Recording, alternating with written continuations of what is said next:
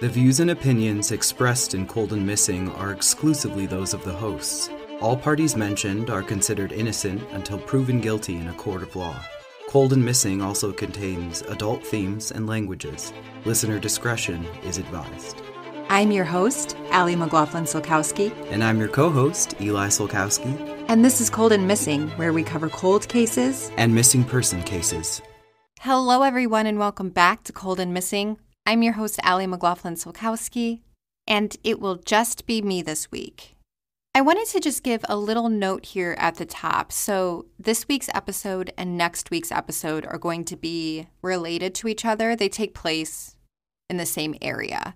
So I just wanted to throw that out there, that it's not quite a two-parter, but there is a connected episode that we will be airing next week. So next week won't be a cold case. It'll still be another missing person case. But I really wanted to bring these cases together. So let's just get into it. I just wanted to give a bit of a content warning at the top that there are mentions of suicide in today's podcast. If you or someone you love is struggling with thoughts of suicide, you can dial 988 if you're in the United States, or you can visit 988lifeline.org to speak with somebody. Today, we're going to be talking about the missing person case of Holly White. This takes place in May of 2016 in Taos, New Mexico. But first, a little bit about Holly. Holly is 49 years old in 2016. Those close to Holly say that she was meticulously organized. She paid attention to the details. But above all, she was an extremely warm person. You gravitated towards her, and you couldn't help but feel comfortable with her. She was always welcoming. She had a dog named Rosie, who she loved. Holly was well known in the Taos community. For over 20 years, she worked as the general manager for the Taos Center for the Arts. But she had recently put in her 2 weeks' notice. Holly's husband, Jeff White, had moved to Albuquerque, New Mexico, which is about 2.5 hours away, to pursue a new job. He had rented a house there and had been fixing it up, and now Holly was due to join him.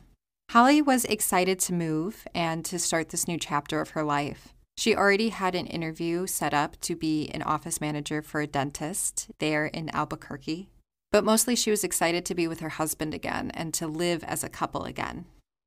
And now a timeline of events. Thursday, May 5th, 2016.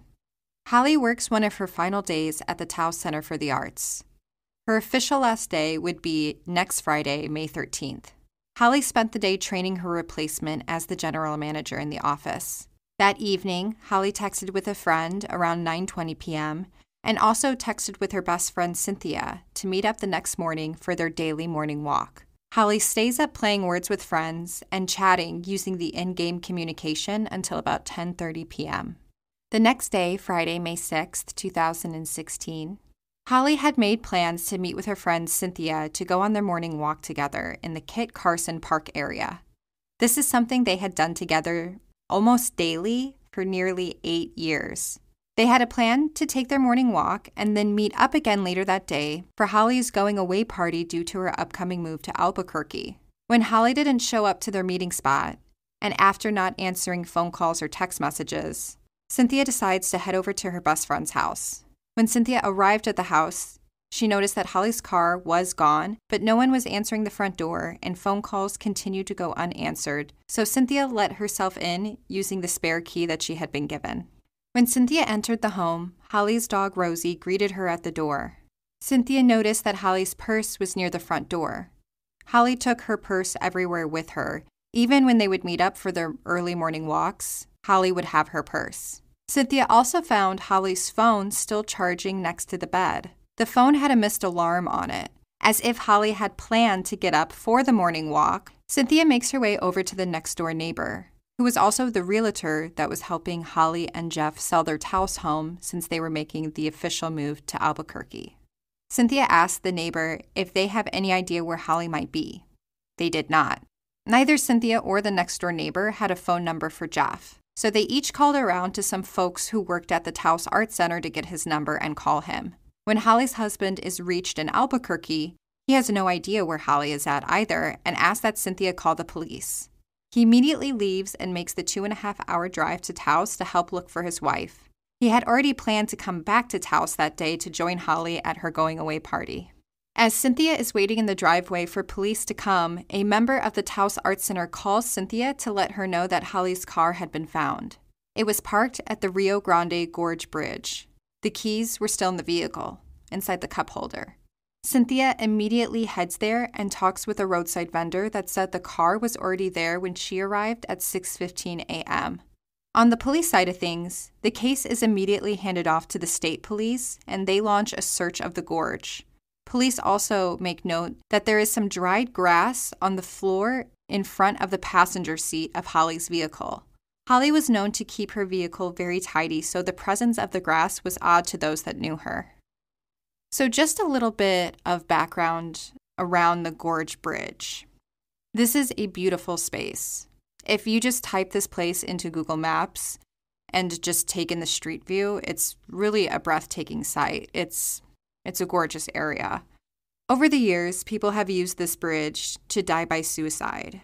So as soon as Holly's car is found here, police begin to believe that this is what happened. But her family and friends are adamant that she would not do that, and that if she did, she would have left a note. Furthermore, Cynthia tells police that May 6th, this is that day that Holly goes missing, is Cynthia's birthday. There is no way that her best friend would ruin the day like that. That evening, instead of having the goodbye party, Holly's friends, family, and co-workers organize a search party and pass out flyers for Holly. They search the area around the bridge, and neither Holly's friends or the state police are able to find any evidence of her. That weekend, Saturday, May 7th and Sunday, May 8th, police spend the weekend searching along the Gorge Bridge area for Holly. They bring out the ground search and rescue team, cadaver dogs, and a helicopter to assist in their search. Police also bring in a scent dog who's only able to track the scent of Holly near her vehicle, nowhere else on the bridge or in the parking lot. After the weekend search, no sign of Holly is found, and police suspended the search indefinitely. Police say that typically, when someone jumps from the bridge, that they are usually found by area rafters, and usually later in the summer when the water levels have gone down. Holly's friends and family spend the weekend putting flyers around Taos to bring awareness about Holly's missing person status. On Wednesday, May 11th, Holly has been missing for 5 days now. Police hold a press conference and tell the public that at this time there is no evidence of foul play. A state police spokesperson says, quote, "It is possible that she jumped and just didn't tell anyone how she was feeling," end quote. But those closest to Holly do not believe that she was thinking of taking her own life. Cynthia points out that she would have never left her dog alone and without a plan to be cared for, and she had not mentioned any thoughts of hurting herself. A group of kayakers, who had already had a trip planned for this day, also aid in their efforts to help find Holly. One of the rafters' mothers was friends with Holly, and she asked him to keep an eye out. The rafters tell police that they had found a woman's shoe floating among debris in the river, a black mesh Skechers shoe. Police say that the size of the shoe was a match for Holly, but her family and friends are unsure if the shoe was hers. She owned another set of the Skechers shoes, but they were in a different color. Her family and friends believe that the shoe could be hers. But her husband thinks that if it is her, then whoever took her had parked the car at the gorge as a decoy and then threw the shoe over to throw police off. The next day, Thursday, May 12th, police conduct another search of the Rio Grande, covering 16 miles and with a dive team. No trace of Holly is found during this search. On Wednesday, May 18th, Holly has been missing for 12 days. Her husband, Jeff, sits down with local media. He tells them that he had last talked on the phone with her Thursday night, the night before she went missing. He says, quote, "We were making plans to go to the party. We were just laughing and joking, just like always. My take on this, really, is she got taken. Somebody came to the door probably early Friday morning, woke her up, she knew him, and she kind of answered the door. I don't know any other scenario because she isn't the type of person to leave without a note. Everything was here, her belongings, her cell phone, her charge cards, her license." End quote. Jeff confirms to the local paper that he was a suspect at first, but remains firm that he was in their new house in Albuquerque when Holly went missing. Jeff was renting the new home from his new boss who lived next door and confirms that Jeff was at work the next morning. The whole experience has been upending for Jeff. He says, quote, "I couldn't even think on Friday. I didn't even really eat until Sunday when a buddy came over. I was just shocked. Now I'm confused. I don't know what really went on. I know damn well she didn't jump. She didn't leave me. There would have been a note. She's not a cold person. She wouldn't leave her dog. I don't know why she would just leave on her own. She just wouldn't." End quote. Her family and friends remain steadfast in their belief that she wouldn't jump off of the bridge, and if she would have left a note. They all believe, along with Jeff, that someone took Holly against her will Thursday night or Friday morning and parked the car at the gorge as a decoy. However, police say at this time that most likely she jumped off the bridge and they do not suspect foul play. Jeff is also critical of the police. He says, quote, "They are just so slow. They are just moving at a snail's pace," end quote. He also tells the local media that he had to consider every scenario since the police won't, such as if Holly had been having an affair. Jeff doesn't think she was, but wanted police to test the bed sheets to make sure there was no unknown DNA. Jeff said, quote, "A neighbor came and said how sorry he was, and he told me there was a black Toyota Solera with Colorado plates," end quote. The car was seen at Holly and Jeff's home the day before she vanished. Jeff also learned that on the day that Holly disappeared, there were 2 men seen leaving the gorge that police have yet to talk to.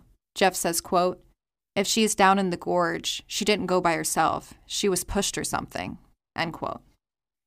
In July of 2016, so it's been 2 months since Holly went missing, and there is still no sign of what happened to her. Around the community of Taos, however, tragic death by suicide continues to happen both on and off the bridge. The community implores that more be done at the bridge to stop people from jumping, and mental health professionals in Taos urge those in powers to put more money towards mental health before someone even has to think of driving to the bridge. As of 2024, they have installed crisis hotline phones, but no other preventative measures such as netting have been put in place. In August of 2016, police sent Holly's computer and cell phone off to be forensically analyzed. Police are pretty tight-lipped about what was found on her devices, but do say, quote, "She had many friends she spoke with online," end quote. Police also confirm that it was both in-state and out-of-state people that Holly had been talking with. Police also tell the media that they had checked and confirmed that she did not fly out on any international flights the day she went missing, and are following up with domestic flights for any potential clues. It's unclear exactly why, but on August 26th of 2016, so it's been over 3 months since Holly disappeared, Holly's case is moved from the Uniform Bureau to the state's Police Criminal Investigation Bureau. But police remain firm that she is still considered missing at this time and no foul play has been uncovered in her case. On September 5th, 2016, a private investigator, Elaine Graves, is hired by Holly's father to help solve the case. She hires 2 kayakers to search the Rio Grande in an area known as the Taos Box. Nothing is found during the search. On September 8th, it's now been 4 months since Holly vanished. State Police Lieutenant Edwards Martinez tells local media that police have ruled out the possibility that she jumped from the bridge. They also have ruled out that she simply got up and walked away from her life. Lieutenant Martinez says, quote, "We met with the criminal investigations lieutenant and sergeant, and we went over the whole case and discussed it. Suicide seemed unlikely for a couple of reasons. We found in her computer that she had plans for her future. She was looking for a job in Albuquerque, and she was trying to sell her house and planning to move out of Taos. Also, she didn't take any identification. She didn't take any money, her bank accounts have no activity on them, or her credit cards. We ran her Social Security card through the system to see if the numbers were used to find employment elsewhere, and none of that panned out." End quote. Police are confident to rule out death by suicide since other people have jumped from the bridge since Holly went missing, and all of their bodies have been able to be recovered from the river. In fact, police are confident that Holly did not jump. In January of 2017, Holly has been missing for 8 months, and there are simply no leads in her case. Jeff is asked by the private investigator to take a polygraph test. He passes the test and hopes that police and the private investigator will at least believe him now when he says that he wasn't involved and move on to other theories. Also, in Jeff's defense, he did ask to be polygraphed to be cleared. He wanted to be officially ruled out so everyone could focus on other things in the case. Jeff maintains that he believes that Holly answered the door to someone she thought she knew, or since she was such a kind person, to help someone in need.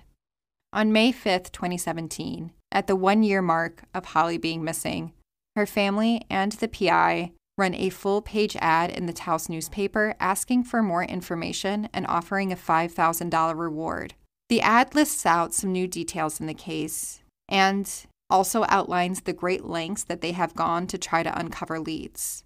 The private investigator has called psychics and also has had an animal communicator come in to work with Holly's dog to help the dog process any trauma that she may have had the night that Holly disappeared. They also say that a vehicle matching the description of the car seen the morning before Holly vanished was found abandoned near the New Mexico-Colorado state line shortly after Holly disappeared. They asked if anybody knows anything more about this car or more about Holly to please call them. And then the case really drops out of the media. There was a story ran in May of 2023 to mark the 7 years of Holly's disappearance. The private investigator that was hired by the family back in 2016 is still working the case, and she says that the case is not cold, that she still occasionally gets a lead in the case that she follows up on, just none of them have led to Holly. She is interested in interviewing multiple people of interest in the case, mainly from people that Holly talked to online. The PI says, quote, "There are always hopeful leads where a hunter or rafter will find something suspicious, like maybe bones. So we'll have the bones tested to see if they're animal or human.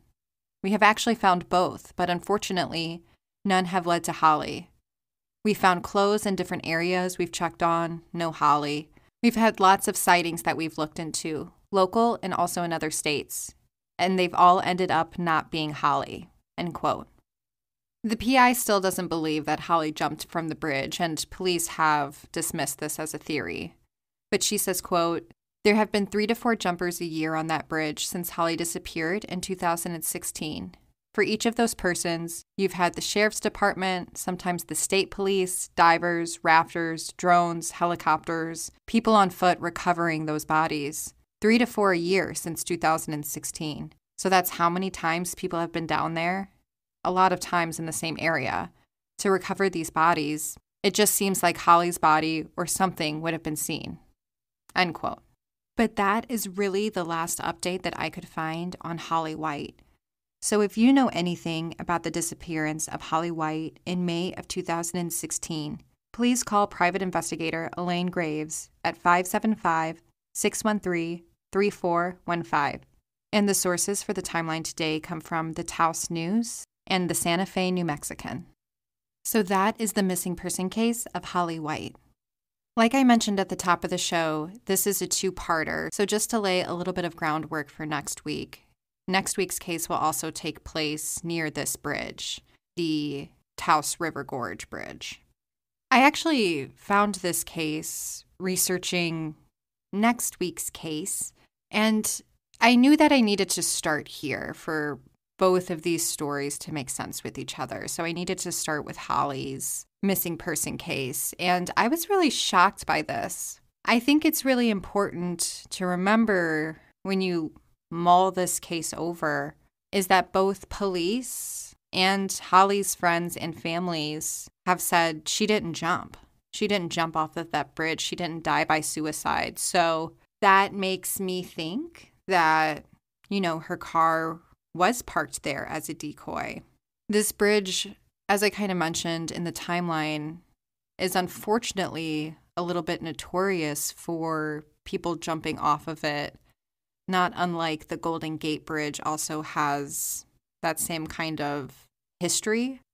So someone kind of using that to their advantage to park a car there, to throw police off of their trail, that part does kind of make sense. And, there are just like a couple of things about the car that stood out to her family and friends and also investigators.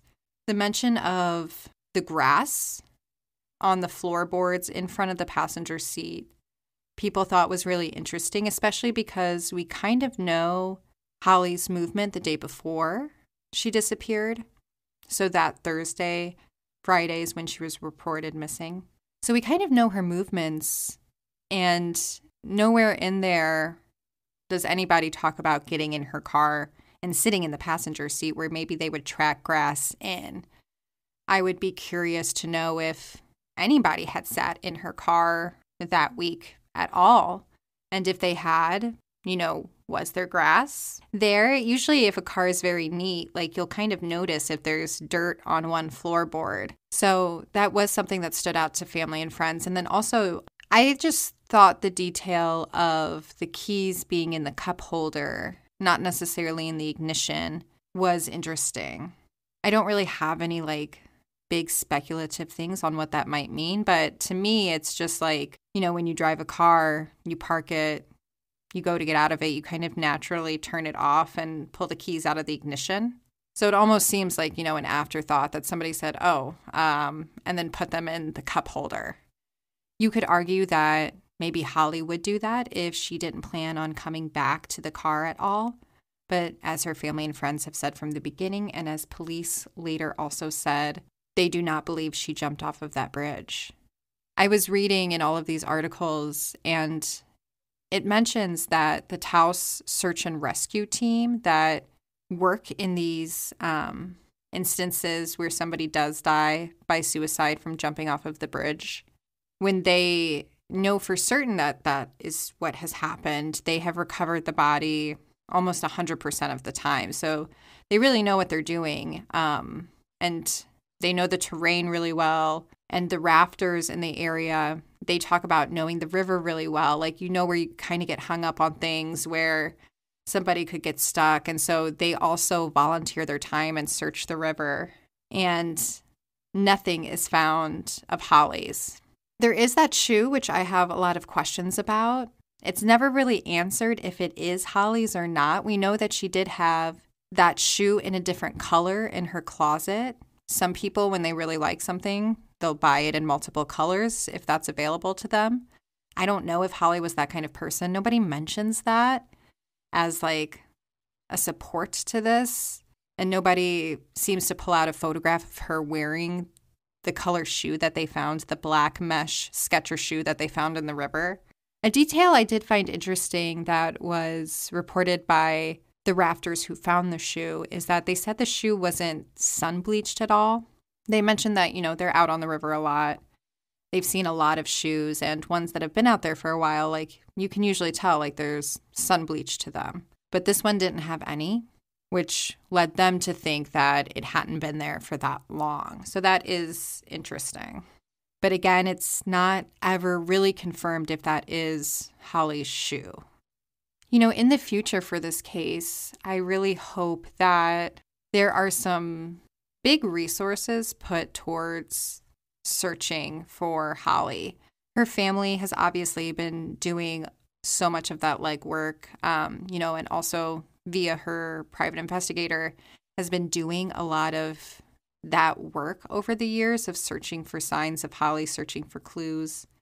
But I just hope that at some point those police resources and specialties and, all those things they have at their fingertips of, helicopters and drones and dogs and all of that. I hope those resources are given to the family to help search for Holly and to find out what happened to her, because something is off here. Again, if you know anything about the disappearance of Holly White, please call private investigator Elaine Graves at 575-613-3415. We'll be sharing pictures, of course, of Holly on our Instagram. If you're not following us, you can find us at Cold and Missing. Our profile picture on Instagram is the same as our podcast cover, so you should be able to spot us if you just search our name. And I want to say thank you. We had a couple of really wonderful reviews come in this week in Apple Podcasts. So if you have a second, if you're in Apple Podcasts, if you can go ahead and give us a 5-star rating, write us a review. It is so helpful in other people finding this podcast, finding us, finding these cases, getting to know these cases that maybe they didn't know about. And it's just one more person, thinking about Holly, looking for Holly, knows about Holly. Like, all of our cases deserve that. So your reviews, your recommendations to family and friends go so far in getting these stories out there. So thank you, thank you, thank you. And if you want to find more episodes, transcripts of all our podcast episodes, our YouTube, any of that, if you want to donate, if you want to write us a review but you don't have Apple Podcasts, you can go to www.coldandmissing.com and do all of that over there. Thank you again so much for listening to Cold and Missing. Such an honor to share these stories and to be a part of your week. So thanks for joining me. Thanks for listening to Cold and Missing. I'm your host, Allie. Have a good week and stay safe, y'all.